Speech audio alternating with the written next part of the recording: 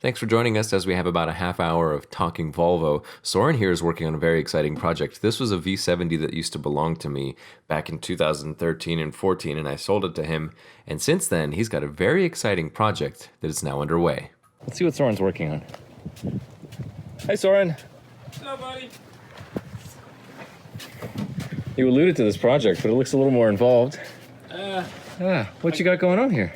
Well, basically, I'm re-engineering a Swedish wheel. That's the best way I could put it. It did start out with a dream of mine of putting a 6-speed manual transmission in my car. This car was already a front-wheel drive manual. Yes. Now, factory, when this thing came out in '99, it was a 2.3 with a 5-speed, two-wheel drive. The keyword on that, two-wheel drive. Now what I have, after I had a little bit of a mishap with the original 2.3, and Is this it here? yeah, How many miles? 206,000 miles. Wow. And she spun a bearing. Oh, no. So You know, the cylinder walls look really nice, though. yeah, Still have the good crosshatch. yeah, it's sad that I'm actually gonna pull the pan off. It's either the valves broke apart and that's what I was hearing, or it actually spun the bearing. But I want to double check because I think I could. If it's just a bearing if the bearing's good, then I could just sell the lower end. I already sold the head to Robert.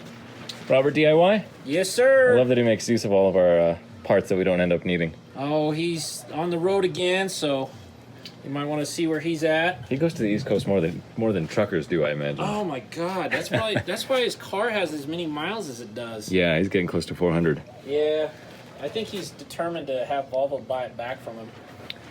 So what's in here now? what's in here now is a 2.5 that came out of a 2006 S80 that had 80,000 miles, and someone was nice enough to munch the back end of that car really bad, so they totaled it. And thank you, LKQ, for locating this out in sunny California, where this motor came from, and they stripped it down and shipped it to me. And this was a single turbo, low compression. Yes, the turbo on this was so cute. It was so tiny. It was sad, basically. Yeah. So now I bolted that. I went through, replaced all the seals, and what I did is I took my accessory bracket off of my 2.3 and my intake and my injection rail. Those are the only things that came off of my 2.3. The harness is still the same. I had to fix, splice, and put on this connector for the VVT that came with this motor. Thankfully that they left that on there for me. Those guys at LKQ, they're awesome customer service, but they love their Sawzall. Oh, yeah. Yeah, that was atrocious. What's back here? I'm spying a little aftermarket flange. Yeah, that little guy. Which turbo is this? Somebody's probably already figured it out. Yeah, it's a K24 that came off of an R, 2005. I got and this is the big thing with LKQ. Now I'm gonna totally pimp them out completely, because to find this turbo with this exhaust manifold, you're looking at probably spending, I don't know, $200-300 on eBay. I picked this up from them for $110. Wow. Maybe we shouldn't tell everybody, because now the prices will go up. But the downside is that you have to find it just came with the turbo and the exhaust manifold, but they sadly cut all these lines off of it. So you have to source all these lines, which sadly, it's weird, but to think that a 2005 or 2006 is considered vintage Volvo parts, because these were considered vintage Volvo parts and they're hard to find. I guess they only keep things for 10 years or so? Pretty much. So my drain tube and some of the other stuff that I picked up came directly from Sweden. The other ones came from a place in New York. That's what slowed me down a little bit as far as putting this all together. But here we are right now. I have everything mounted. The crucial part to this whole conversion is what you see back here. underneath this little guy, as you see the angle gear. That angle gear came out of an S40 along with my M66 6-speed manual transmission. What sort of S40? What year? It was a 2006. Okay, so it was the second generation. Yes. The nicer generation. Nicer generation. Somehow this car ended up at Upayan Pool. Thank you, Robert, again. And did he hook you up with the... He hooked me up with the transmission. Wow. He hooked me up with the... I had to go run back out there and get the angle gear, but he hooked me up with the transmission, shift cables for the 6-speed, and the shifter itself. Wow. So... Now what am I holding here? That right there is a little product from IPD. That adapts the K24 with the V-band, because everybody would know after 2006, they went to a regular pipe, just like all the other turbos, that is a cheap plastic one that goes over the top versus the all aluminum one. Yeah. And so this adapts their turbo with the V-band to fit any pipe you want on it. Thank you, cool. IPD. And how much does that part cost? That was $40 for that little $40 for a little machine aluminum. At least it comes with the O-ring. Right. Okay, so you've got your transmission in place. Yes. And let's go take a look at the shifter side of things. Okay, so with the transmission I have is the M66 that came out of that S40. You could also find it in your Rs. That's kind of my dream, was to put a 6-speed in this car. I got the dual mass flywheel out of that S40 as well, plus the clutch. They do mate to this car. That's the key thing. The flywheel and the clutch. Yes, that is the important thing, because the output shaft is bigger than the one that's in the 5-speeds. So that's important. You'll not, if you have a 5-speed, that will not work. You have to find a dual mass flywheel, which if you want to buy a new one, kudos to you. A new dual mass flywheel plus clutch. I've looked online. You're probably going to be in the ballpark of about $1,100 to $1,200. That's I think the cost of about 4 parts cars for you. Yeah. We'll get to that in a second. So right now the issue that I'm having now is mating the slave cylinder to my slave cylinder line to my car, because they are different. This is smaller. That's the fitting. That is the fitting. What is right it, a there. press type? Just Yeah, it is clicks press into type. place? Yep. These always make me nervous. It reminds me of my BMW heater hoses, because you click them in place, but they work. And this little puzzle piece, this is the one off of my 5-cylinder or 5-speed. Oh, let me see. Okay, so that's another thing you got to modify. There's a lot of modification in this project. Now that's all nuts and bolts. What about mounting the transmission? It's a 6-speed that's in a car. It wasn't designed for it. What did you have to modify to get that to work? Good question. You have to, in order to do this conversion, now mind you, my car was a 2-wheel drive. And so the subframe is totally different on the all-wheel drives from this year versus the 2-wheel drives. I had to, thankfully, Thomas over at the Masters Touch had a wrecked R of this generation, 99, that car did its service and donated its subframe to me. And that subframe actually has the mount to hold the angle gear in place. The angle gear actually rests on top of this little mount. Doesn't actually bolt it in, it just sits there. Okay. So this mount right here, I don't know if Dave could you could probably see it. Yeah, I see that metal plate. Nice. So actually, I will give you a picture of this thing at some point of what I had to do. This is a 1/8" steel plate that I had to custom bend, cut 8 different directions to get this thing to mount, because on these cars, on the S40s, the mount actually holds, most people know these mount actually holds right here. So the mount will actually hang off the frame of the car right here, and this engine, this transmission would be here, and then you'd have another mount on the engine over there. And so I had to use this mounting bolt here, plus the other mounting bolt or bracket or bolt right here. And then I had to borrow just a spare bolt. You could probably get a better top view up here where I'm at, Dave. on this side of the bell housing on the transmission that holds it in place. And this because this generation's transmission mounts is located on the far corner over here. Yeah. And so I had to reconfigure this mount on this side. Okay, and that goes right to the cross member. Exactly. Boy, it's hard to keep up with all these. Tell me got about about 5 or 6 different cars. Here's my big thing, and I will tell Dave to put this link up. There's a Volvo Speed thread, and this guy called Follow Joe. He has done this conversion to this type of car, but now, mind you, he did it to an already all-wheel drive car. So that makes life a little easier for him. He's already got the rear axle, the gas tank. Yes. Hey. Yeah. So that's basically the subframe. The reason I needed the subframe on this is, for one, where the transmission mount landed, the angle gear mount landed, and also the big thing, power steering rack. You need to have your clearance on the power steering rack. Oh, so what needs to change? What are you modifying there? Okay, so with the 98 power steering rack, their lines are going to be different versus they changed it in 99 and in 2000. So, but here's the kicker. You can keep the rack.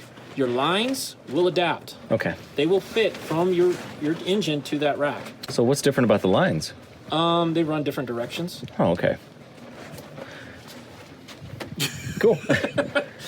And what about axles? You said you've got So the axles I have here are brand new. They're from they are off of a 99. I had to order them from, one came from Parts Plus, the other one came from I don't know where. I'd have to talk to Thomas, but they both are 99 XC axles, and they will adapt to this angle gear and the transmission. Okay.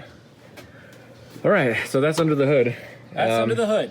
Let's look at your rear axle setup. Okay, so as you know that the rear axle setups are different on these cars versus, I mean, they have just this weird wishbone suspension on the back end for two-wheel drive that just holds the back wheels in place. Through my many years of Volvo parts on Plunder, I came across, I stripped out a 99 XC.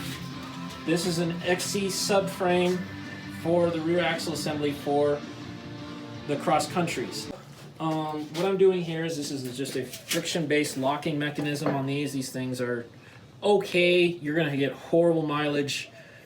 So it would detect wheel spin and then lock the differential. Yes. Mechanically. Yes, mechanically, once it starts spinning.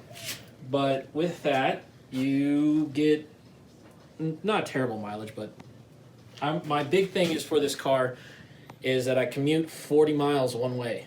Yeah. So I have to also, I want to keep my fuel economy, thank you, and also where I'm driving is in the mountains, so it's prone to get icy. So that's why this. Now Thomas gave me the idea that later generation locking rear differentials were all electronically driven from the computer.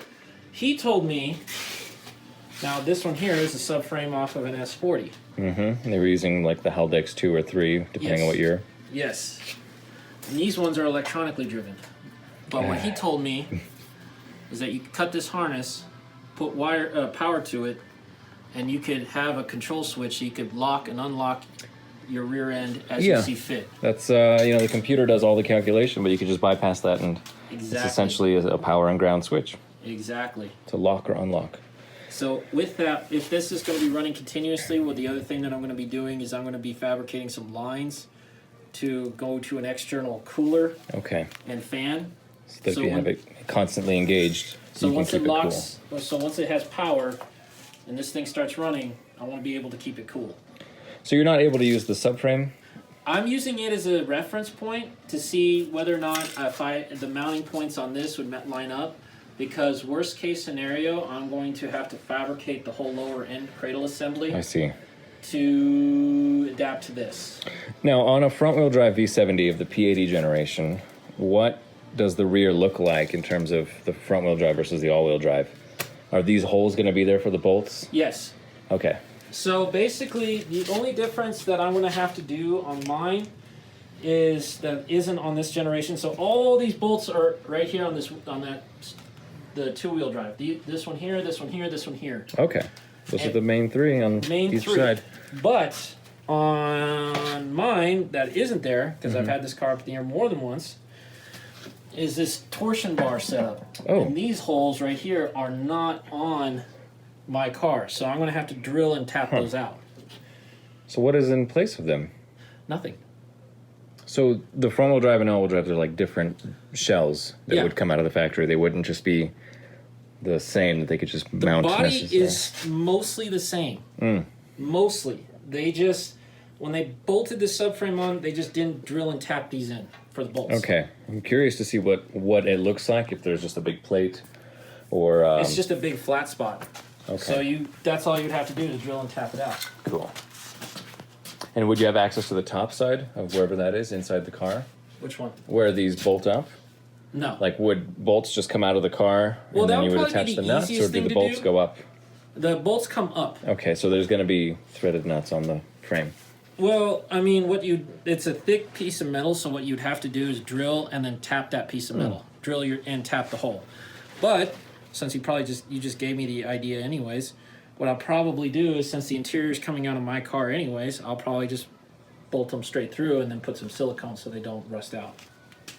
Okay. And so what about alignment issues for the back here? If you don't get the holes exact, is the rear end going to be off of alignment?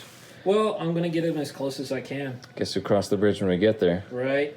Yeah, it looks like it just attaches to the bottom of the spring and then the back. That's a really cool setup. I'm digging it. Okay. Wow. So you've got the rear on your car still in place, right? Yes. All right, that hasn't been taken apart yet. Now, what is this car next to you? This 98 V70. Well, I picked up this 98 V70 from a wrecking yard in Albuquerque that was in an accident.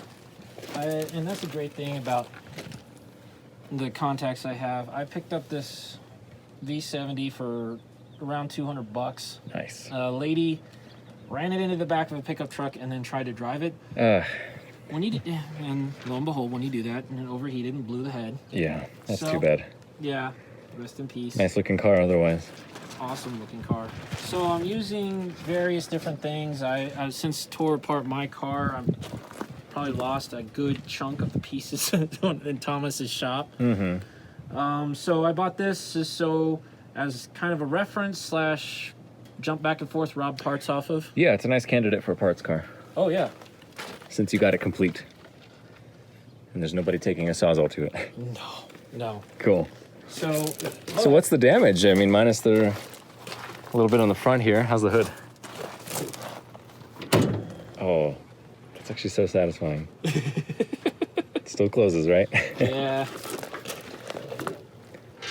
I always like to watch how cars crumple. I mean, Scotty Kilmer just had a video with a V70. It's the second generation. And it was a cross country. He was talking about how some SUV ran into it and knocked the axle out of the SUV, but the Volvo just had a few scratches on it. Dang. No pictures, so I don't believe the story. Although, I don't know what to believe anymore. I'm skeptical.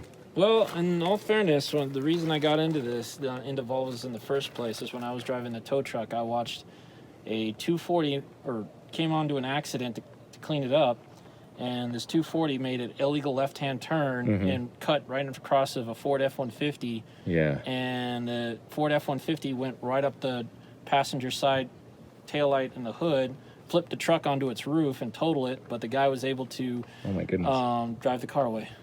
Wow. So. Well, we can't say anything about the drivers, but they're safe cars. Yes. But the other thing that I bought this car for is, since the interior is coming out of my car already, because it's this amazing black interior. Yum. Oh yeah, it's complete. This is so normal for the door panels as they age and shrink. Looks nice though.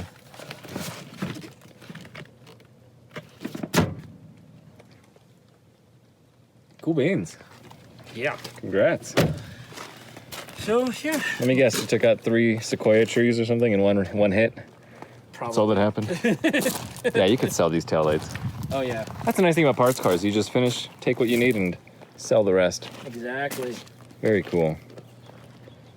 And so, yeah, well, since you're in California, too, I got my wife a a little Swedish tank for our son. So you had your own black one, Yep. and this is now a different black one. So this black one, I lucked out. The black one that I had was a T6. Is that the one we picked up in California or no? Yes. Okay. No. No, This that is one I you picked- sold off. Okay. I sold off. This one I picked up in Denver, and the guy had 200,000 miles on mine, and mine was a T6 with that stupid GM transmission that's on them.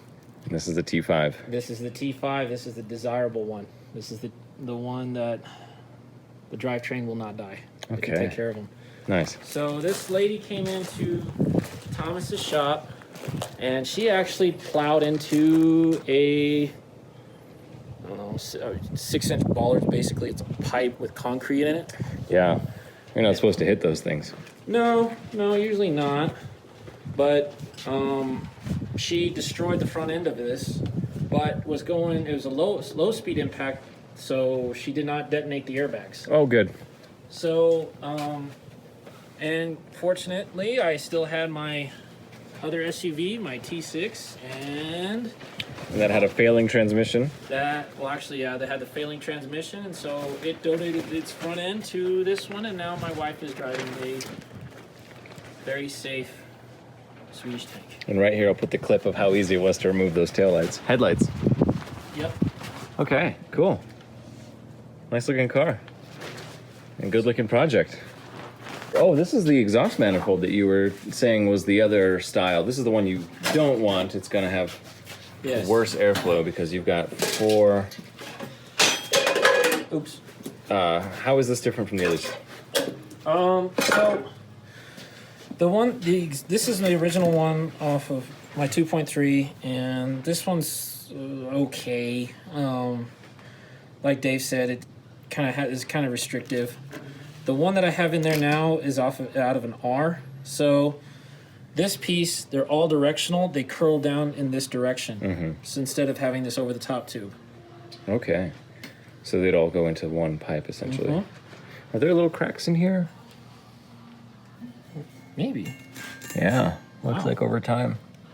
It's really cool to see things kind of how they age. And this is your 6-speed shifter. Is this from the S40 or That's from? the S40. All right. Did you ever go to see that R that was at the junkyard? Oh, that broke my heart. You know what brought that car to the junkyard? What? Fuel pump. The lady did not want to pay for it.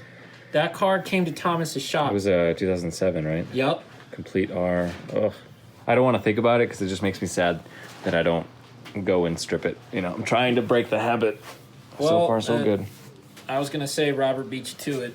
Oh, well, I'm glad because I would rather go to him than to any of the clowns that would just use the seats as like a wheelbarrow cushion, you know? Right. Cool. Well, yeah, Robert, it's funny. He has his little tricks to scare people off from pulling motors or anything that he wants. He'll come back later and pick himself.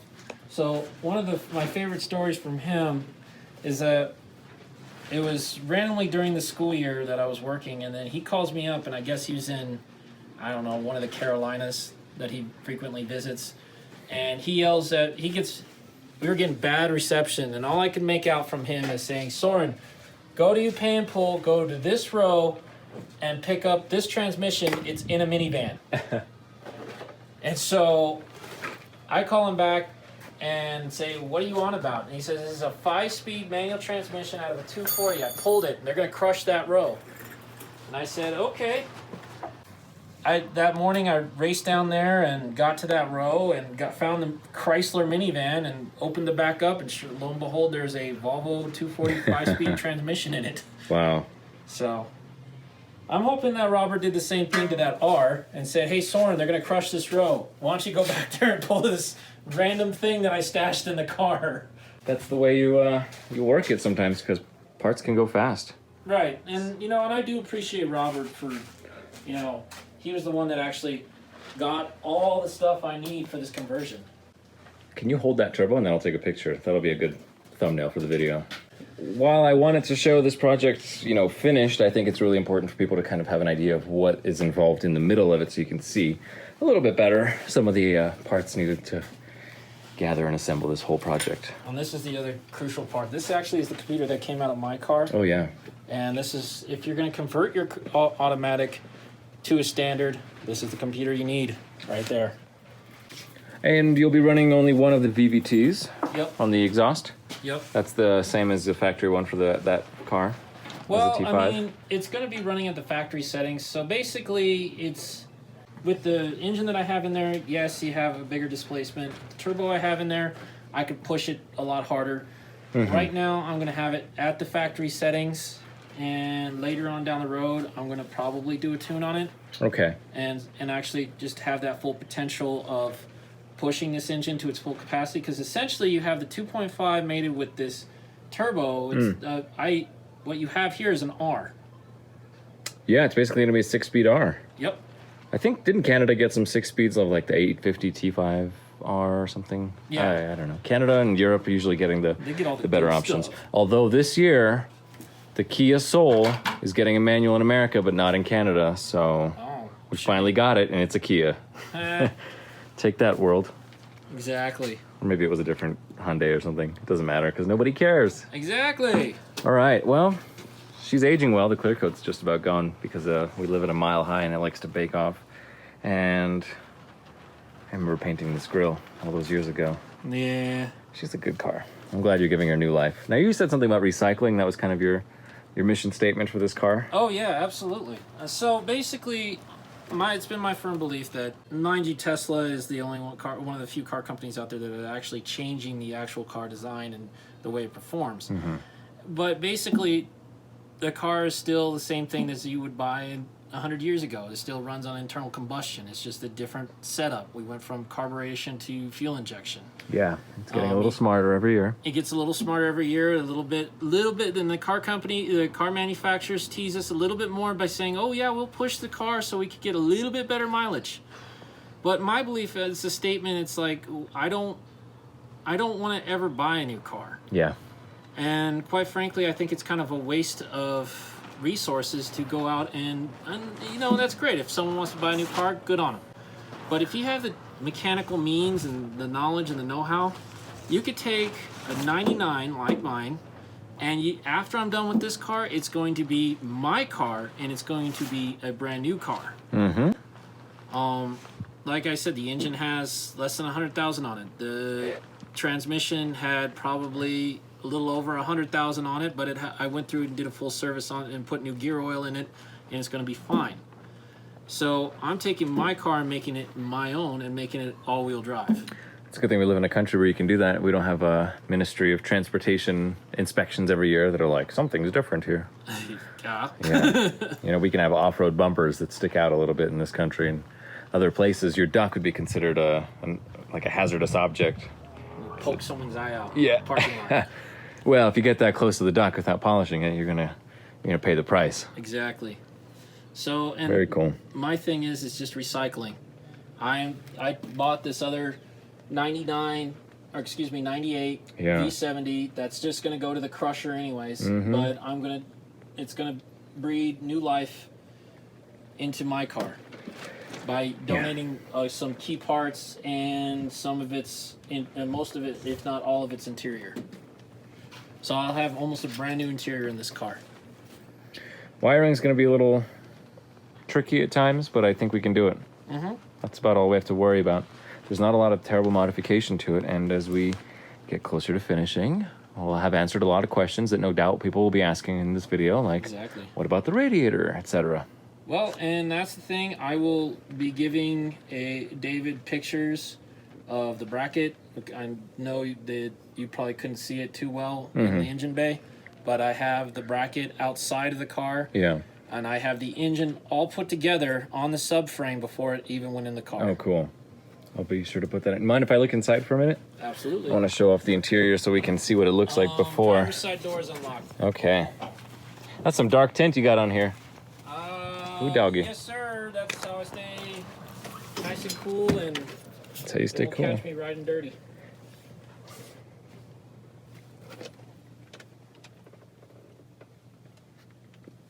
Yeah, she's just full of pieces right now.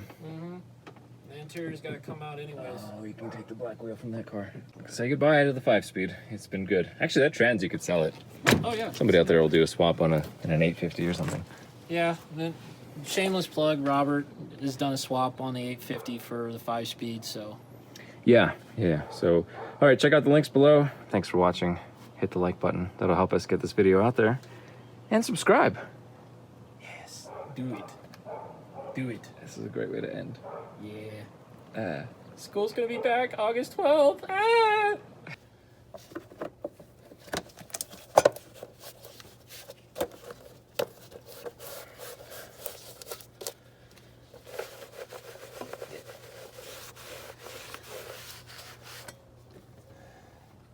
Thanks.